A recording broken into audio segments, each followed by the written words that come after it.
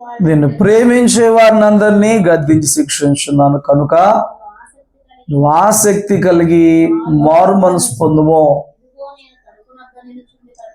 ఇదిగో నేను తలుపు నొద్ద నిలుచుండి తడుచున్నాను, విని తలుపు తీసినలా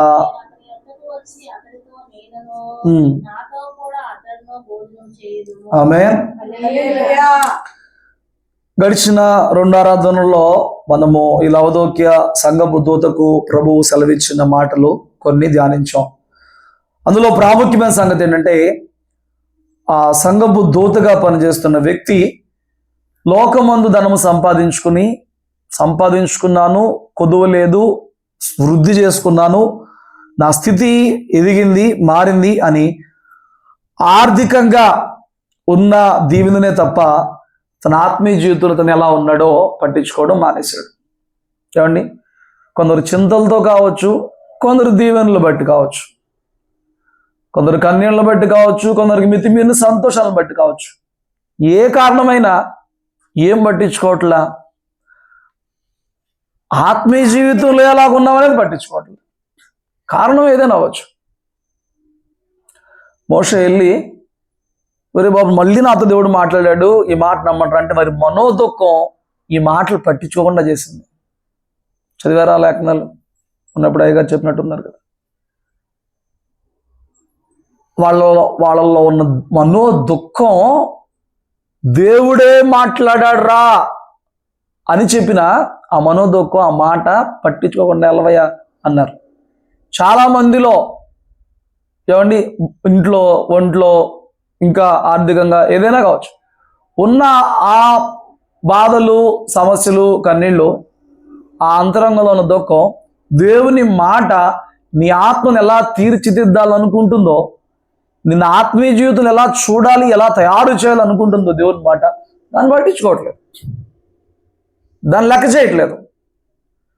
కొందరు ధనమును బట్టి, కొందరు సుఖమును బట్టి, కొందరు భోగభాగ్యములను బట్టి, కొందరు అజ్ఞానము అవిధేయతను బట్టి, కొందరు పాపమును బట్టి, కొందరు దుఃఖమును బట్టి, కొందరు బాధలను బట్టి, చివరికి పట్టించుకునేది ఎవడు? చివరికి ఇక్కడ వ్యక్తి ఆగిపోయాడు. కరెక్టే, ఇక్కడ వ్యక్తి ఈ వ్యక్తిలో ఉన్న విలువెచ్చది ఏంటంటే ధనము మీద తప్ప ఇంక దేని మీద ధ్యాసలో అయిపోయాడు. ఓకే, కానీ దేవుని ఆత్మ నీ ఆత్మను అలా సిద్ధపరచాలని కోరుకుంటున్నాడు. నీ ఆత్మ గురించి పట్టించుకోవట్లా. అతడు తన ఆత్మీయతను పట్టించుకోకపోవడం కారణం ధనమైతే, నీవు నీ ఆత్మీయతను పట్టించుకోవడం గల కారణం ఏంటి? బాధలు అంటావా, ఇంట్లో పరిస్థితులు అంటావా, ఒంట్లో పరిస్థితులు అంటావా, ఇవేవి, ఈ సాకులేవి రేపొద్దున తీర్పుని మనల్ని తప్పించలేవు. నువ్వు ఏ స్థితిలో అయినా ఉండొచ్చు. దేవుడు చెప్తున్నాడు, నేను భక్తి చేసిన వారినే ప్రేమించున్నాను, నేను ఆత్మీయతను ప్రేమించిన వారినే ప్రేమిస్తున్నాను, నేను పరిశుద్ధతను ప్రేమించిన వారినే ప్రేమిస్తున్నాననే కాక, ఏమండి, వాడు దిగంబరుడైపోయాడు, దిక్కుమాలుడైపోయాడు, దరిద్రుడైపోయాడు, గుడ్డోడైపోయాడు, ఏమండి, దౌర్భాగ్యుడైపోయాడు అని చెప్పిన ప్రభువే స్టిల్ నేను ప్రేమిస్తున్నానని చెప్తున్నాడు. అన్ని చెప్పి స్తోత్రం చెప్పు. కాబట్టి గద్దిస్తున్నా అంటున్నాడు. నీకు తెలిసిన ప్రేమ ఏంటి? నీకు ప్రేమ అంటే అసలు ఏంటి అర్థం? మానవ పరిభాషలో ప్రేమ అంటే క్రియలలో ప్రేమించడం, అంటే క్రియల్లో, మాటల్లో కాదు. ఇవ్వడం, ఇంకా గారాబం చేయడం, ముద్దు చేయడం, అడగకుండానే ఇవ్వడం, అడిగింది ఇవ్వడం, తెలుసుకుని ఇవ్వడం, వాళ్ళ అవసరం ఏంటో వాళ్ళకి తెలియకుండానే మనమే తెలుసుకునే మనమే ఇవ్వడం, ఎన్నో ఉన్నాయి. బట్ దేవుడు చెప్తున్నాడు, నేను ప్రేమిస్తున్నాను కాబట్టి గద్దిస్తున్నాను. మనం కోరుకునే ప్రేమ ఏంటి? నువ్వు నన్ను ప్రేమిస్తే నాకు ఇవ్వు, నువ్వు నన్ను ప్రేమిస్తే నాకు అది ఇవ్వు. దేవుడు నాకేమి ఇవ్వట్లేదు కాబట్టి దేవుడు నన్ను ప్రేమించట్లేదేమో. ఆయన సిలువలో తన ప్రేమను వెల్లడి చేశాడు. అలా చూపించిన దానికంటే నీకు ఇంక ఏదో ఇస్తేనే ప్రేమించినట్లయితే అనుకున్నట్లయితే అప్పుడు ఆ సిలువ త్యాగము నీ దృష్టిలో చిన్నదే కదా, నీ దృష్టిలో వ్యర్థమే కదా. తన ప్రాణం కంటే ఇంకేమి ఇవ్వగలడు? ప్రభు నీకేది ఇచ్చినా తన ప్రాణం కంటే గొప్పదా? వెల్లడి చేస్తాడు ప్రేమ. ఈరోజు నీకు ప్రభు ఏదో ఇస్తేనే నేను అధికంగా ప్రేమించినట్లయితే ఆ ఇచ్చేది ఏదైనా తన ప్రాణం కంటే గొప్పదా? సిలువలో వెల్లడిపరిచిన ప్రేమ కంటే గొప్పదా? కాదే. హల్లెలూయా. ఇప్పుడు ప్రభువు నిన్ను ప్రేమించడం అంటే నువ్వేమనుకుంటున్నావు, నువ్వేం కోరుకుంటున్నావు ప్రేమ నుంచి? మనం బాగా ఆ వ్యక్తికి వాళ్ళంటే ఇష్టం, ఆ వ్యక్తి వాళ్ళని ప్రేమిస్తున్నారని చెప్పడానికి నిదర్శనంగా ఏం చెప్తాం? అడిగిందల్లా చేస్తారు, చెప్తే చేస్తారు, ఏడిస్తే తట్టుకోలేరు, ఎన్నో చెప్తాం. Very good. కానీ యేసయ్య చెప్తున్నాడు ప్రేమ అంటే అదా? నేను నిన్ను ప్రేమిస్తున్నాను కాబట్టి గద్దిస్తున్నాను అన్నాడు. హల్లెలూయా. ఈ ప్రేమను నువ్వు అర్థం చేసుకోగలవా?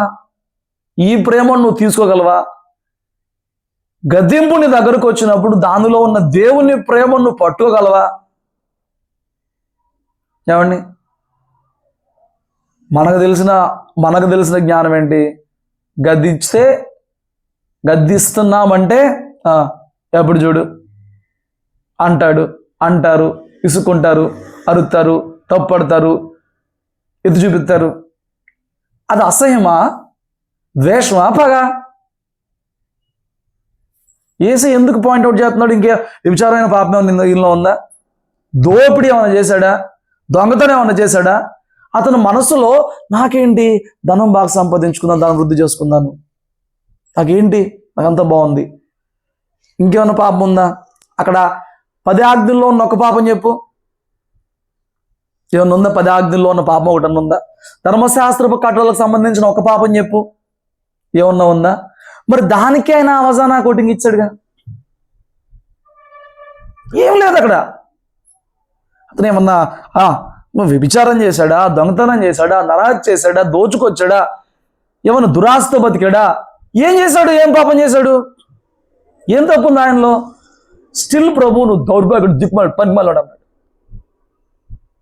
ఏముంది? ఏ మనసులో అనిపించింది, చూసిన దాన్ని బట్టి ఉన్న సంపాదన బట్టి అనిపించింది. స్టిల్ ప్రభు గద్దించాడు. నేను అంటున్నాను, ఇప్పుడు ఆ వ్యక్తి ప్లేస్లో మనం ఉంటే మనం ఏమనుకుంటాం? మనం ఎలా ఫీల్ అవుతాం? నేనేం పాపం చేస్తున్నాను, నేనేం తప్పు చేస్తున్నాను, అన్నిటిలోనూ బాగానే ఉన్నాను, ఎందుకెట్టాగా అంటున్నారు, దేవుడు ఎందుకెట్టా అంటున్నాడు? ఒకవేళ అదే మాట ఎవడన్నా చెప్పాడు అనుకో నీకు వచ్చి, నాకు దేవుడు చూపించాడు నువ్వు ఇట్లా ఉన్నావు అంటానంటే నువ్వేమంటావు? మళ్ళీ ఆ వ్యక్తిని చెప్పొచ్చావులే, సార్లే, కానీ నేనేమన్నా రంకు చేశానా, బొంకు చేశానా, ఏదో చెప్తావు నీ భాషలో. బట్ ఇక్కడ ఈయనలో నువ్వేంచే గొప్ప పాపం అన్నటువంటి పాపం ఏమీ లేదు. ధనం సంపాదించుకున్నాను, ఎంత ముందు కంటే బాగున్నాను, దాని బుద్ధి చేసుకుని నాకేంటి, బాగానే ఉన్నాను, అంతే. ఆ ధీమా, ఆ గర్వం కాస్త ఉంది. ఇప్పుడు దానికే ప్రభు అప్పడా వాయించేసి అంటున్నాడు. స్టిల్ తర్వాత అంటున్నాడు, నిన్ను ప్రేమిస్తున్నాను కాబట్టి గద్దించా. ఇది కూడా ప్రేమ అని నీకు తెలుసా? ఇది కూడా ప్రేమ. నువ్వు కోరిన, నువ్వు ఊహించుకుంటున్న ప్రేమ ఏంటి? ఇప్పుడు నాకు ఈ వరం లేదు, ఒకవేళ ఈ రాత్రి ప్రవచనం చెప్పి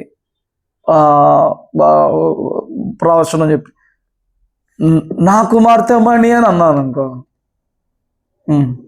నువ్వు నెక్స్ట్ మాట ఏం ఎక్స్పెక్ట్ చేస్తావు?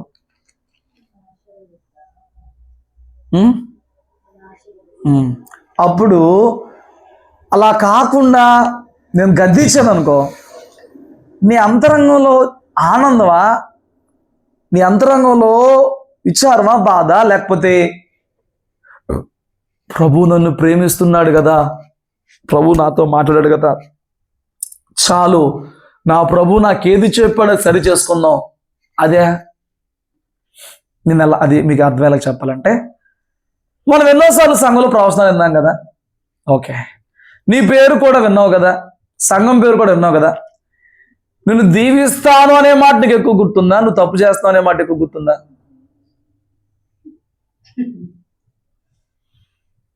ఎన్నాళ్ళ క్రితం చెప్పిందైనా ఆ రోజు నువ్వు వాగ్దానం చేసావు కదయ్యా. ఓహో, అందులోనే ప్రేమ కనిపించింది నీకు. నువ్వు ఇలాగ నువ్వు సరి చేసుకోమన్నప్పుడు అప్పుడు చెప్పావు కదా నాయన, ఇదిగో సరి చేసుకున్నానని చెప్పాను. మరి దాన్ని ఎందుకు మాట్లాడు? చేస్తారా? సరి చేసుకున్నానని అప్పచెప్తారు మళ్ళీ లెక్క, లేకపోతే నిలదీస్తారండి వాగ్దానాల విషయం అయితే. నువ్వు అట్ట అన్నావు, నువ్వు మాట ఇచ్చావు. ఇక ఎవరి స్టైల్లో ఆడెడతాడు అన్నమాట. ఎవరి స్టైల్ ఆడ ఎడుతారు. ఇక నువ్వు అన్నావు కదా ఆ రోజు ఇస్తాను అన్నావు కదా, నువ్వు చెప్పిందే కదా, నువ్వు చేస్తాందే కదా, వెరీ గుడ్. మరి అదే ప్రభు గద్దించినప్పుడు ఆ మాటను ఎందుకు అంత గట్టిగా పట్టుకోవట్లేదు? అక్కడ విజయవాడ సంఘంలో ఆ కొత్తగా పెళ్ళైన జంటలో వినండి, ఆ భర్త క్యాన్సర్ వచ్చింది. పోయిన సంవత్సరం అనంగా చెప్పాం, ప్రార్థన చేసినప్పుడు ఆంటీతో దేవుడు మాట్లాడితే, దేవుడు మాట్లాడుతున్నాడు వాళ్ళ గురించి, స్వస్థపరుస్తాడంట, వాళ్ళు నిబంధన చేసుకుని బాప్తిస్మం వంట పొందుకోమని చెప్పి పోయిన సంవత్సరం జూన్లో చెప్పాం. అక్టోబర్లోనో ఇప్పుడు పిల్ల డెలివరీ అయిపోయింది, డిసెంబర్ వచ్చింది. ఆ డిసెంబర్ ఎండింగ్లో ఉన్న బాప్తిస్మాన్ని సిద్ధపడతారేమని ఎక్స్పెక్ట్ చేసాం. అవలా సమ్మర్లో అడిగాను ఒకసారి, ఈస్టర్ పండుగ ముందు ఏమన్నా సిద్ధపడ, అవలా. మొన్న ఉపవాసాల్లో చూశాను, అవలా. ఇప్పుడు డాక్టర్లు ఏదో గట్టిగా చెప్పారు, మందిరానికి వచ్చింది, మొన్న కూర్చుంది. నేను వాక్యం చెప్పేటప్పుడు ఏదో సందర్భం వచ్చింది. సందర్భంలో అంటే ప్రశ్న వేసా, మీకు తెలుసా ఎయిడ్స్ వ్యాధికి స్వస్థత ఉందా? ఎయిడ్స్ వ్యాధి తగ్గే అవకాశం ఉందా? క్యూర్ ఉందా? అసలు మెడిసిన్ ఉందా? ఎయిడ్స్ వచ్చిన వాళ్ళకి ఎయిడ్స్ తగ్గిన పేషెంట్లు ఎవరు ఉన్నారా? ప్రపంచంలో 7 ఉన్నారు. అది విన్నప్పుడు అద్భుతం కదా. నీకు తెలిసిన వరకు ఏంటి, ఎయిడ్స్ తగ్గిద్దా? నీకు తెలిసిన తగ్గదు. ఇప్పుడు నేను చెప్తే 7 ఉన్నారు ప్రపంచంలో ఎయిడ్స్ తగ్గిన వాళ్ళు. రీసెంట్గా ఒక అతనికి ఎయిడ్స్తో పాటు క్యాన్సర్ కూడా వచ్చింది. క్యాన్సర్కి చేసిన థెరపీలో ఎయిడ్స్ పోయింది. రీసెంట్గా న్యూస్లో వచ్చింది, నేను అది చెప్పా. ఆ పిల్ల ఏమంటుంది చెప్పనా, అదిగో మా ఆయన క్యాన్సర్ తగ్గిపోయిందని ఫాస్ట్గా చెప్పారు. అంటే ఇప్పుడు తనకున్న ఆ అవసరం, ఆ బాధ, ఆ వేదన, ప్రతి మాట నా దీవెనకే, ప్రతి మాట నా మేలుకే, ప్రతి మాట నా జీవితంలో నా సమస్యకే అని కంపేర్ చేసుకుంటానికి ఆ హృదయం ఎంత తప్పించింది చూసారా మీరు? నేను చెప్పింది సుప్రభు తిరిగి లేవడం అద్భుతం కాదా అని, మరణించి తిరిగి లేవడం అద్భుతం కాదా, చిన్న విషయమా అని చెప్తూ, అంటే అక్కడ లాజర్ని తిరిగి లేపారు కదా ప్రభు. లాజర్ తిరిగి లేపినప్పుడు అది అద్భుతం కాదా అని చెప్పని అద్భుతం గురించి చెప్తూ ఇది చెప్పా. రీసెంట్గా ఒక క్యాన్సర్ పేషెంట్కి కూడా ట్రీట్మెంట్ ఇచ్చినప్పుడు క్యాన్సర్ పోయింది, వాడికి ఎయిడ్స్ పోయిందని చెప్తే, ఇప్పుడు తన హృదయంలో ఉన్న ఆ అవసరం, ఆ వేదన ఏమనిపిస్తుంది, అదిగో నా భర్త క్యాన్సర్ తగ్గిపోబోతుంది, నేను సేవకున్నోడి నుంచి ఈ మాట విన్నాను అని చెప్పి. ఓహో, నాకు అలాగ అనిపించింది, నాకు అప్పుడు అలాగ అనిపించింది. అదే దేవుడు వాక్యంలో ఎన్ని గద్దింపులు ఇస్తున్నాడు, అదే దేవుడు వాక్యంలో ఎన్ని హెచ్చరికలు ఇస్తున్నాడు, అదే దేవుడు వాక్యంలో ఎన్ని బుద్ధి కలగాల్సిన మాటలు ఇస్తున్నాడు. మరి అదే నీ హృదయం ఎందుకు ఈ మాట నా కొరకు కదా, ఈ గద్దింపు నా కొరకు కదా, అది మాత్రం ఎవడుకో.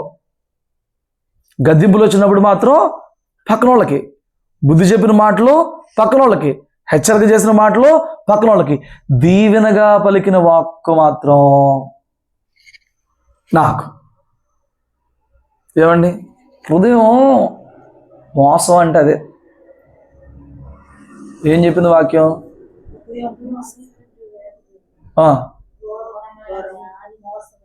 మోసకరమైంది, మోసం చేస్తుంది చూసావా. దీవెన అయితే నీకేనా? 18 నెలల క్రితం నిబంధన చేసుకుంటే దేవుడు స్వస్థిస్తాడంట. 18 నెలల క్రితం బాప్తిసం తీసుకుంటే దేవుడు స్వస్థపరచడమే కాక మీ పట్ల ఎన్నో కార్యాలు చేస్తాడంటే, ఆ రోజు నా మాట ఏమి మా దేవుడు మాట్లాడాడు. ఆ రోజు ఆ మాట హైలైట్ అనిపించలేదే?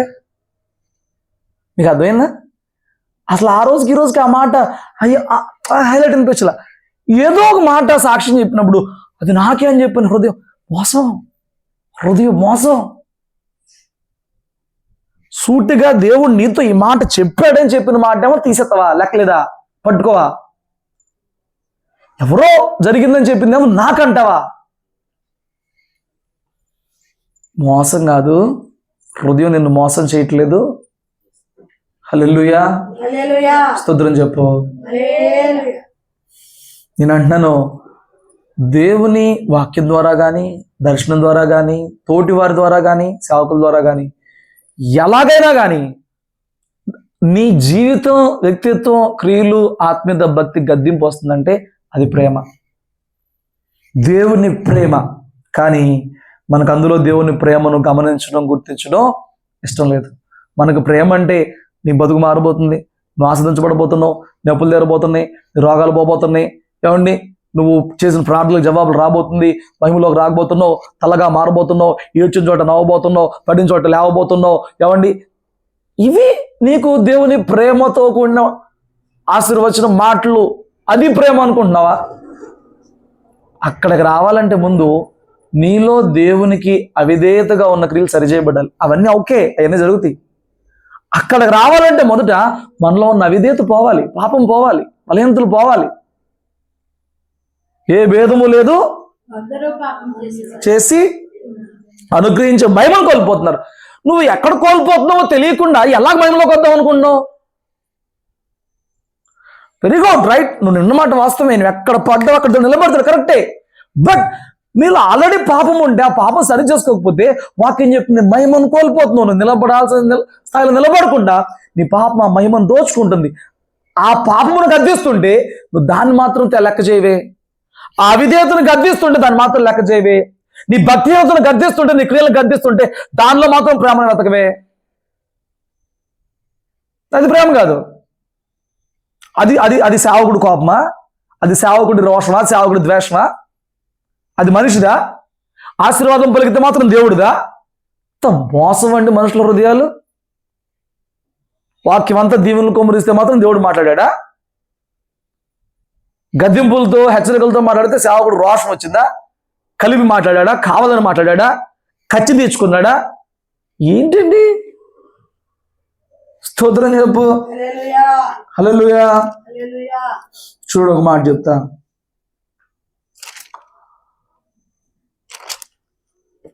సామెతల గ్రంథం 12వ అధ్యాయం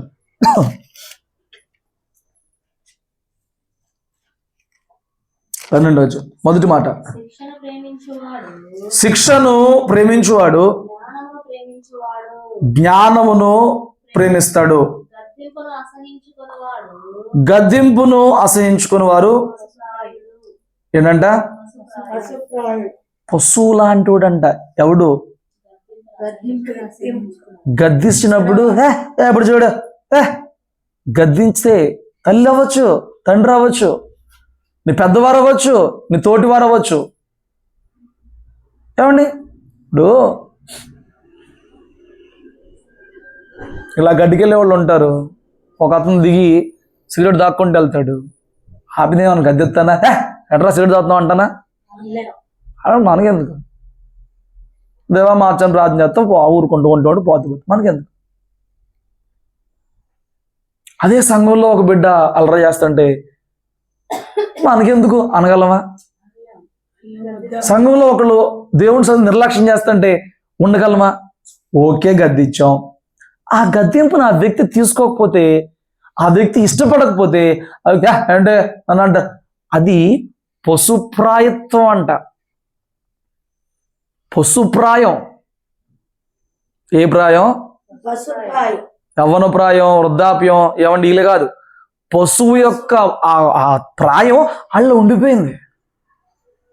పశువుకి ఏం గద్దించిన ఇష్టం ఉండదు, పశువుకి తెలియదు.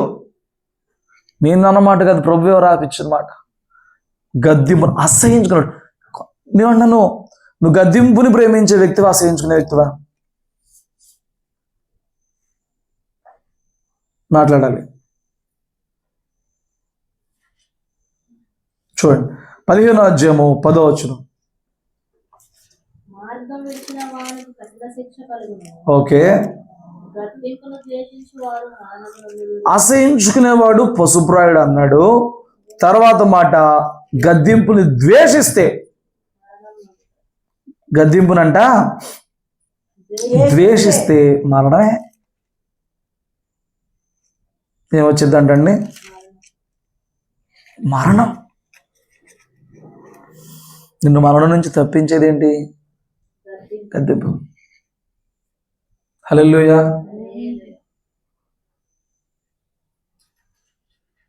దావీదు వంశావళిలో నుంచి ప్రభు వచ్చినప్పటికీ, దావీదు సంతానానికి రాజ్యాన్నంతటినీ కట్టబెట్టినప్పటికీ దావీదు పాపం చేసిన వాడే. దావీదు పాపం చేసినోడే. కానీ దావీదు 9 మాసాలు ప్రార్థన చేయకుండా, మందిరానికి వెళ్ళకుండా, బలిర్పణ చేయకుండా, ఏమి లేకుండా మిగిలిపోయినప్పుడు నాతాను వచ్చి దావీదుని గద్దించాడు. అప్పుడు దావీదు రియాక్ట్ అయింది ఎలాగయ్యానంటే, అవును నేను పాపము చేసి తిని, పాపము చేసి. ఆ ఒక్క మాట అన్నాడు. నువ్వు మరణం అవ్వకుండా దేవుడిని పాపం పరిహరించాడు. ఆ గద్దింపుని ఆ రోజున ఆ రాజు నిర్లక్ష్య పెట్టుంటే ఆ రాజుకి ఏమొచ్చేది? మరణం. అదే పని సౌలు చేశాడు. సౌలుకి అసలు గద్దిస్తే నచ్చదు, తప్పు సరిదిద్దుతుంటే నచ్చదు, మార్పు చేసే ప్రయత్నం చేస్తే నచ్చదు.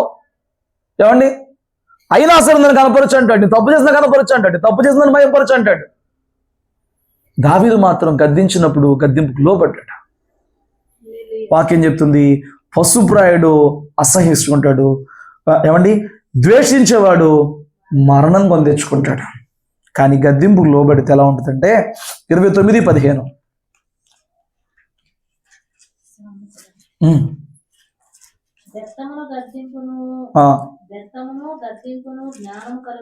చూడు, నువ్వు గద్దింపుకు లోబడితే జ్ఞానం వచ్చింది. మరణమా జ్ఞానమా? 15:5.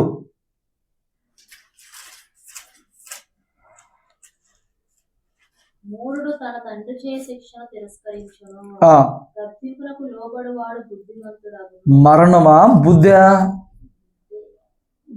బుద్ధి జ్ఞానాలా మరణమా? ఓహో. 13:18. శిక్షను ఉపేక్షించు వాని అవమాన దారిద్ర్యము ప్రాప్తించును, గద్దింపును లక్ష్యపెట్టువాడు ఘనత. బుద్ధి జ్ఞానమా మరణమా? చెప్పండి, ఏం కోరుకుంటాం ఎవరైనా? ఇవి వద్దా మరి? ఘనత బుద్ధి వద్దా? మరి ఇక్కడ చెప్పు, ఏ కోరుకుంటామని. ఉత్త జ్ఞానం వదిలేసావే. ఇప్పుడు 3 విషయాలు చెప్పా: ఘనత, బుద్ధి, జ్ఞానం. లేదా బుద్ధి జ్ఞానాలను బట్టి ఘనత ఇది ఒక పక్క, మరణం ఒక పక్క. ఏం కోరుకుంటాం?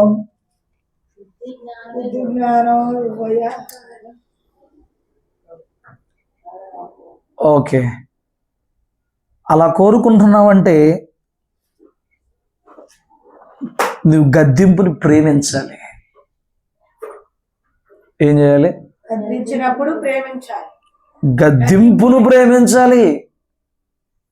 చూడు, 1వ అధ్యాయ సామెతల్లోనే 23.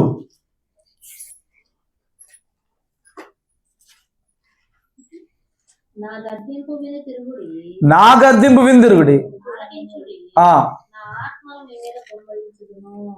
నేను చెప్పిన ముందు 3 కంటే ఈ 4వది గొప్పది. నా మాట విని తిరగండి, నా గద్దింపు విని తిరగండి, నా ఆత్మను మీ మీద కుమ్మరించదు. ఉపదేశము తెలియపరుస్తాడు, పైంది ఆత్మను మీ మీద కుమ్మరించదు అన్నాడు. ఎప్పుడు? గద్దింపుకి విని తిరిగితే, ఆలకిస్తే. ఏమండి? బుద్ధి, జ్ఞానము, ఘనత వాటన్నిటిపైన ఆయన ఆత్మ గద్దింపుని ప్రేమించబడి దక్కింది. మరణం గద్దింపుని ద్వేషించబడి దక్కింది. గద్దింపు దేవునిదైతే, దేవుని ప్రేమ ఉంటే నీవు పశుప్రాయమా మరణమా ఇటువైపు ఉన్నావా, లేదా బుద్ధి జ్ఞానములు ఘనతను పొందుకుంటూ ఆత్మచోదింపబడేలాగా ఇటువైపు ఉన్నావా? ఇటువైపు ఉన్నావు. నీ అంతరాత్మ నువ్వు పరిశీలన చేసుకోవాల్సిన సమయం. నన్ను ఆన్సర్ బయట చెప్పక్కర్లా. ఒక సేవకుడు ప్రార్థన చేస్తూ దేవుడి దగ్గర ఏదో పొందుకున్నప్పుడు సేవకులు కలుసుకుంటారు కదా, ఇంకొక పెద్ద సేవకుడితో మాట్లాడుతున్నప్పుడు, అన్న నేను మా సంఘంలో ఓకే దాకా ఎక్కువ వాక్యమే, నాకు ఎంతసేపు గద్దింపుతో కూడిన వాక్యం దాకా అదే వస్తుంది. ఓ రోజు కూర్చొని ఆలోచించుకుని, ఏంటి నేను ఎంతసేపు నా బిడ్డలను చెడుతున్నాను, అరుస్తున్నాను, వాక్యాలతో భయపెట్టేస్తున్నాను అని చెప్పి అనిపించి ఒకరోజు ప్రార్థన చేస్తుంటే ప్రార్థనలో నాకు అనిపిస్తుంది, కాస్త ఓవర్ అవుతున్నావు, కాస్త అధికం వేస్తున్నావు, కాస్త క్రాస్ చేస్తున్నావు అని అనిపిస్తుంది అన్న అని చెప్పని అన్నాడు. అప్పుడు ఈ పక్కన సేవకుడు అన్నాడంట, నువ్వెంత దేవుని స్వరం కాదు, ఎవడు స్వరం చూసుకో అన్నాడు. నువ్వింది దేవుని స్వరం కాదు, దేవుని స్వరం, నువ్వు ఎవరి స్వరం విన్నావు చూసుకో. హల్లెలూయా. నేను అంటున్నాను, నువ్వు ఎవరి స్వరం వినటానికి ఇష్టపడుతున్నావు చూసుకో.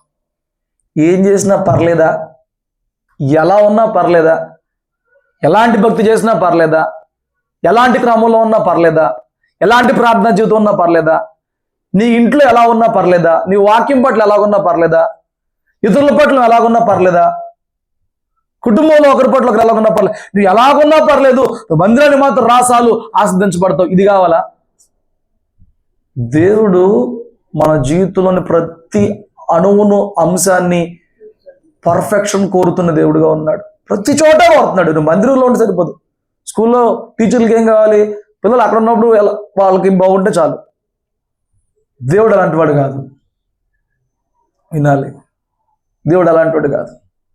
దేవునికి నీ ప్రతి క్షణములో కూడా ఆయన చూస్తూ ఉన్నప్పుడు ఆయనకి పర్ఫెక్షన్ కావాలి. హల్లెలూయా. పర్ఫెక్షన్ కావాలి. నేను అంటున్నాను, నీలో పర్ఫెక్షన్ కోరుకున్న దేవుడు నిన్ను మళ్ళా కుటుంబం ద్వారా కానీ, ఆత్మీయుల ద్వారా కానీ, సేవకుల ద్వారా కానీ, వాక్యం ద్వారా కానీ, దర్శనం ద్వారా కానీ గద్దిస్తున్నప్పుడు నువ్వు ప్రేమిస్తున్నావా, ద్వేషిస్తున్నావా? ఏం చేస్తున్నావు? ఇంకొక మాట ఉంది, నేను ప్రేమించు వారినందరినీ గద్దించినాక అవ్వకపోతే శిక్షిస్తాను కూడా చెప్పాడు. నువ్వు గద్దింపే తీసుకోలేకపోతే శిక్షణ ఏం తీసుకుంటావు? నీకు అర్థమైందా? గద్దింపుడే తీసుకోలేకపోతే శిక్షణ ఏం తీసుకుంటావు?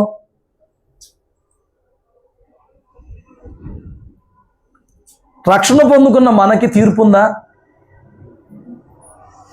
ఏ తీర్పు?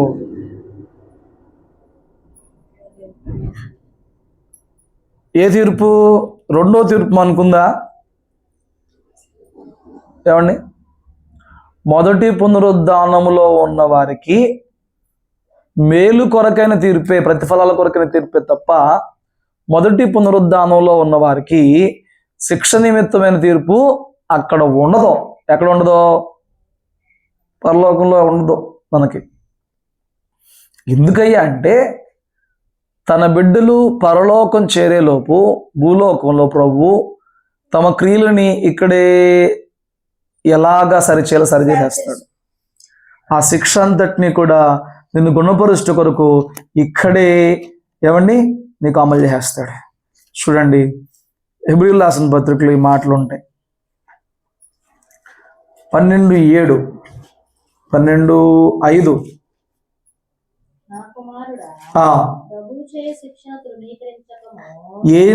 ఇప్పుడు దాకా గద్దింపు అన్నావు, ఇప్పుడు ఏంటంట?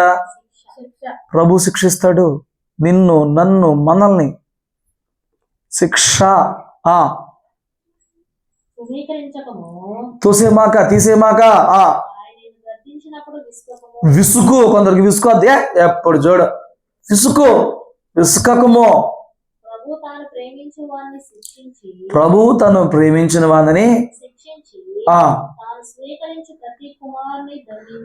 ఆయన స్వీకరించాలనుకుంటున్నాడు కాబట్టి శిక్షిస్తాడు, గద్దిస్తాడు. దండన అంటే గద్దింపు లేదా దెబ్బలు. అర్థమైందండి?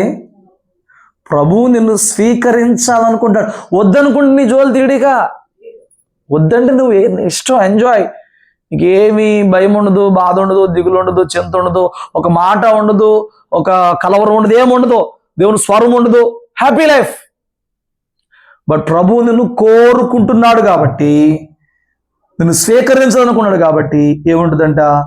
శిక్ష ఉంటుంది, దండన ఉంటుంది. 7వ వచనంలో అంటాడు, శిక్షాఫలం పొందుటకై మీరు సహించుచున్నారు, దేవుడు కుమారులుగా మిమ్మల్ని చూచుచున్నాడు. తండ్రి శిక్షింపని కుమారుడు ఎవడు? కుమారులైన వారందరూ శిక్షలో పాలు పొందుచున్నారు. పొందుతారా? పొందుచున్నారా?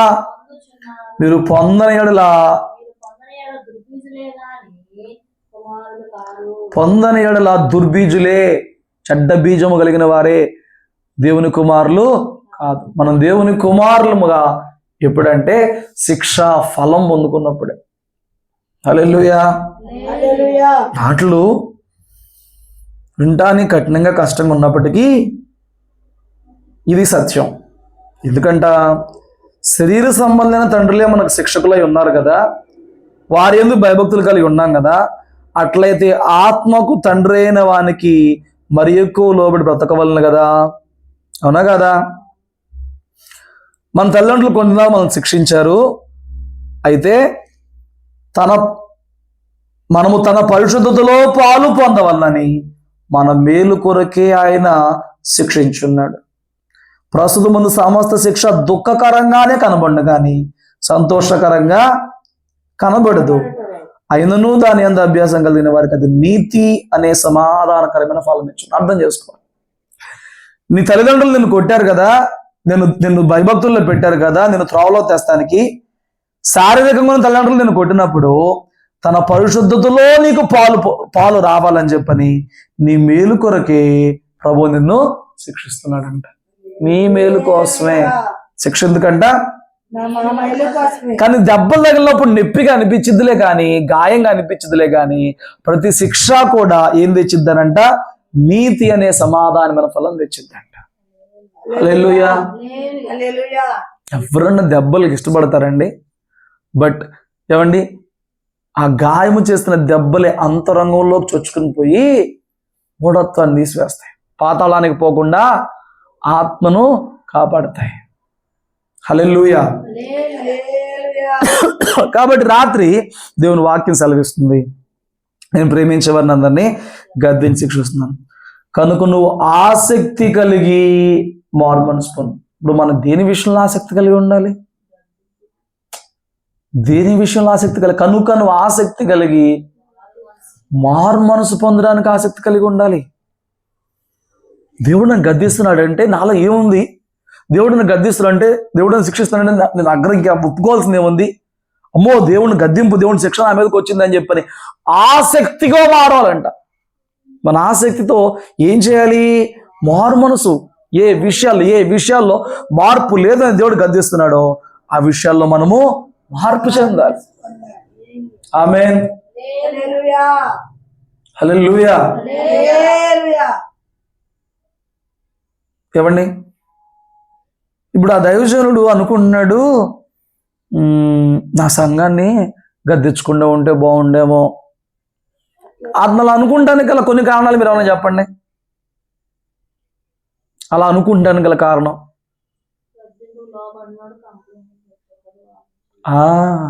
బాధ ఏంట్రా అంటే, వాక్యం చెబుతున్నప్పుడే అర్థమైపోద్ది. ఏమని? ఎందుకురా బాబు మాకు ఈ వాక్యం, పద్దాక ఇయ్యనా, పద్దాక గద్దెత్తావా, మా తప్పులే కనపడతాయా? ఆ ఎక్స్ప్రెషన్లు ఏదో ఉంటుంది, ఏంటో కరెక్ట్గా చెప్పలేం. ఏమండి, చావుకుడికి మాత్రం మొహాలు చూసి ఎంత సంతోషం వచ్చిందండి చెప్పడానికి మాటలు. దేవుడే అయ్యే వాక్యాలు ఇస్తున్నాడు, చెబుతుంటేనే వీళ్ళు వినలేకపోతున్నారు, తినలేకపోతున్నారు. చావుకుడు మాత్రం నలిగిపోతున్నాడు కదా. హల్లెలూయా. బట్ దేవుని ప్రేమలో భాగం గద్దింపు, శిక్ష. అర్థం చేసుకున్నోడికే దాని వెనుకున్న ప్రేమ, దాన్ని ఆ గద్దింపు శిక్షను అంగీకరించినప్పుడే దాని వెనుకున్న ఆత్మకుమ్మరింపు, నీతి సమాధానం అనే ఫలము వారికి దక్కింది. కాబట్టి నువ్వేం చేయాలంటే ఆసక్తి, దేనికి ఆసక్తి కలిగి రావాలి నువ్వు దేవుని సన్నిధికి? దేని కొరకు భక్తి చేయాలి? నేను ఇంకా బెటర్ కావడానికి ఏమన్నా ఉందా నా భక్తి జీవితంలో? మునుపటి కంటే ఇప్పుడు ఎంతో భక్తి చేస్తున్నా, నేను ఇంకా భక్తి చేయడానికి ఏమన్నా ఉందా? నేను ఇంకా మార్చుకోవడానికి ఏమన్నా ఉందా? నేను ఇంకా ఎదగడానికి ఏమన్నా ఉందా? దాని విషయంలో ఆసక్తి కలిగి రావాలి. హల్లెలూయా. హల్లెలూయా. నేను తలుపు నద్దుండి తట్టుచున్నాను, ఎవడైనా నా స్వరం వింటే, ఎవడైనా నా స్వరం వింటే. ఏమండి, నేను గద్దిస్తున్నప్పుడు, నేను శిక్షిస్తున్నప్పుడు తలుపు నొత్తుండే అసలు మీరు పట్టుకోండి. నీ హృదయం లోతుల్లో ఉండాల్సిన వ్యక్తి ఎవరు? నీ హృదయానికి రాజుగా ఉండాల్సిన వ్యక్తి ఎవరు? నీ హృదయానికి పరిపాలకుడుగా ఉండాల్సిన వ్యక్తి ఎవరు? బయట ఉండి తలుపు కొడతాం ఏంటండి? బయట ఉండి తలుపు కొడతాం ఏంటి? దేనికి అధిపతిగా ఉండాలో, దేనిలో పరిపాలకుడిగా ఉండాలో, దేనికి ఆయన అర్హుడో దాని వెలుపల నుంచి నాది నాకు తెరవండి అని చెప్పని తలుపు కొడుతున్నాడంటే ఒకసారి నువ్వు ఊహించుకో. ఏమండి, నీ ఇంట్లో నీవు ఇంటి బయట నుంచి నువ్వు తలుపు కొడతానంటే తలుపు తీయకపోతే నీ పరిస్థితి ఏంటి? పడుకుని కాదు, నిద్రపోయి కాదు, ఎంటానే నువ్వు పిలిచేది ఎంటానే ఉండా అంటే ఏమండి, బయటే ఉండవే మీ ఆయన అంటే, భర్తను బయటే పెట్టేస్తే భార్య, ఎవరికైనా పురుషుడికైనా ఒకటే బాధ కదా, స్త్రీకైనా. నేను వీళ్ళ కోసం కష్టపడుతున్నాను, నేను వీళ్ళ కోసం ప్రయాసపడుతున్నాను, ఇదేంటి బాధే కదా. మరి నీ హృదయ పరిపాలకుడు నీ హృదయ వెలుపులు ఉండి తెరవరా బాబు అని కొడతావంటే ఏంటి ఆయన పరిస్థితి? ఎవడైనా తలుపు తీయండిరా, ఎవడైనా నా స్వరం విని తలుపు తీయండి. హృదయంలో ఎవరున్నారు? ఏముంది?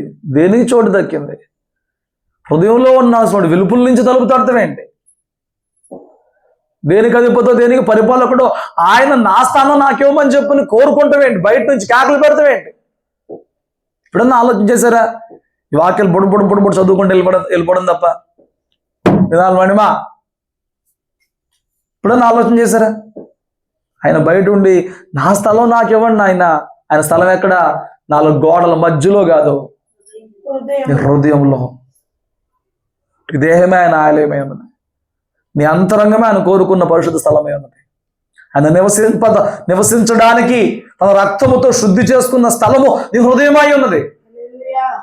దానిలో ఆయనకు చోటు లేకుండా తోసేస్తే, ఆయన శుద్ధి చేసి పెట్టిన, ఆయన నూతన పరిచిన, నూతనముగా రాతి బండను తీసివేసి మాంస హృదయం ఇచ్చిన ఆ హృదయంలో ఆయనకు చోటు లేకుండా ఆయన బయట తరిమేస్తే ఆయన ఏం చేయమని? గద్దిని శిక్షిస్తున్నా, తలుపు తీయండి.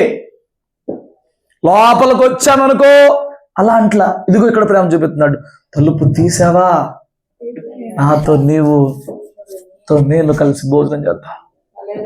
హల్లెలూయా. హల్లెలూయా. నిడుమూలు వెళ్తారు కదా రేపు, అదేలే వెళ్తారు కదా. ఫలానా క్యాసరపల్లి నుంచి మండిమరా పెద్దమ్మ గారు పక్కన కూర్చోంటే ఎక్కడ అంతమందిలో స్టేజ్ మీద మాకు అమ్మగారితో పాటు టిఫిన్ పెడతాం కూర్చో పక్కనే అంటే ఏంటా ఆనందం? మనిషిగా ఇక్కడ దేవుడిగా, మనిషి ఎక్కువ దేవుడు ఎక్కువ. మరి ఆయన తలుపు యుద్ధ చాలుగా, దానికన్నా గొప్ప భాగ్యంగా. ఇక సంవత్సరం అంతా చెప్తామేమో కదా, మళ్ళీ మీటింగ్స్కి వెళ్ళేదాకా అని కూర్చోబెట్టుకున్నారు, అదో టిఫిన్ చేశారు. ఏమండి? హల్లెలూయా. మంత్రంలో మీటింగ్ పెట్టినప్పుడు ఆయన వైజాగ్ పాస్టర్ గారు వచ్చారు. ఆయన వచ్చి నా పక్కనే కూర్చున్నాడు, నా పక్కనే. తెల్లబట్టలే తిన్నారు, అది మంతిన, అది నాకు అనిపించింది, ఇంత పెద్ద అయ్యాను కదా, నా పక్కన కూర్చున్నాడేంటి, మాకు ట్రైనింగ్ ఇచ్చినాడు కదా, మా పక్కన కూర్చున్నాడేంటి. ఇక్కడే కాదు, అక్కడ అక్కడ ట్రైనింగ్లో కూడా క్లాస్ అంతా అయిపోయినాక ఈవినింగ్ ఒక సెషన్ ఉంటుంది. ఆ సెషన్లో దూరం కూర్చుంటే రండిరా కూర్చోండి, పక్కనే కూర్చోబెట్టినాడు. రండిరా పక్కన కూర్చోరా, నేను లెఫ్ట్ రైట్ కూర్చున్నాను ఆ రోజు. ఇంత పెద్ద అయింది కదా. ఇక్కడ దేవుడు అండి, మరి ఆ పెద్ద ఆయనకి ఈయనే పెద్ద ఆయన. నువ్వు ప్రపంచంలో ఎవరు పెద్ద ఆయన పేరు చెప్పినా ఆయనకి ఈయనే పెద్ద ఆయన. నీవు ఎవరినన్నా ఈ లోకంలో పెద్ద ఆయన అనుకుంటే, పెద్ద వ్యక్తి అనుకుంటే, ఆత్మీయుడు అభిషేక్తుడు అనుకుంటే, వారందరికీ ఈయన రాజు. ఇప్పుడు ఈయన అంటున్నాడు, తే మనందరం కలిసి భోజనం చేద్దాం. హల్లెలూయా. ఆ నైట్ మీరు అందరూ వచ్చేసినాక నేను చివర్లో భోజనం చేసేసి ఇంకా బయలుదేరిపోదాంలే, పాపం ఆయన పడుకుంటాడేమో అనుకుంటే ఆయన మనిషిని పంపించి ప్రభుకుమార్ని పిలువు అన్నాడు. నేను వెళ్తే 1 గంట దాకా ఏం వదిలిపెట్టలేదు. నన్ను సపరేట్ రూమ్లో కూర్చోబెట్టి మాట్లాడాడు. అసలు అక్కడ క్యాంపస్లో ఆయన దగ్గరికి వెళ్తాకే అవ్వలేదు నాకు. నేను అన్నాను, ఒక ఆత్మీయుడితో, ఒక అభిషేకం కలిగిన వ్యక్తితో దగ్గర కలిపిన క్షణాలు ఇంత హృదయాన్నే నిన్ను మెస్మరైజ్ చేసేలాగా, గుర్తుంచుకుని పదే పదే చెప్పుకునేలాగా చేస్తుంటే, ప్రభువు ఇక్కడ చెప్తున్న స్టేట్మెంట్, నువ్వు తలుపుతే నాతో నీతో నేను భోజనం చేస్తాను. ఇది కదండి అసలు భాగ్యం, ఇది కదండి అసలు ధన్యత. హల్లెలూయా. కావున నువ్వు దేవుని సన్నిధికి వచ్చినప్పుడు ఆసక్తి, నువ్వు ఏ విషయాల్లో మారు మనసు పొందాలో చూసుకుని ఆ విషయాల్లో మారు మనసు పొందావా, ఇక నిత్యానందము ఇహమందు పరమందు దేవుని మనం దక్కింది. అట్టి కృపకి అట్టి భాగ్యముకి మనం ప్రభు యొద్దకు వద్దాం. మారు మనసు కొరకే పరితపిద్దాం, గద్దింపుని ప్రేమిద్దాం, శిక్షలో పెట్టినప్పుడు శిక్ష ఫలము అనుభవిద్దాం. ఏమండి, నీతి ఫలము, సమాధాన ఫలం పొందుకుందాం. ప్రభువుతో విందు చేసే భాగ్యము, ప్రభువుతో ఉండే భాగ్యాన్ని కోల్పోకుండా కాపాడుకుందాం. అట్టి కృప ఇప్పుడు మనందరికి సంపూర్ణంగా కలగజేయను గాక. ప్రార్థించుకుందాం.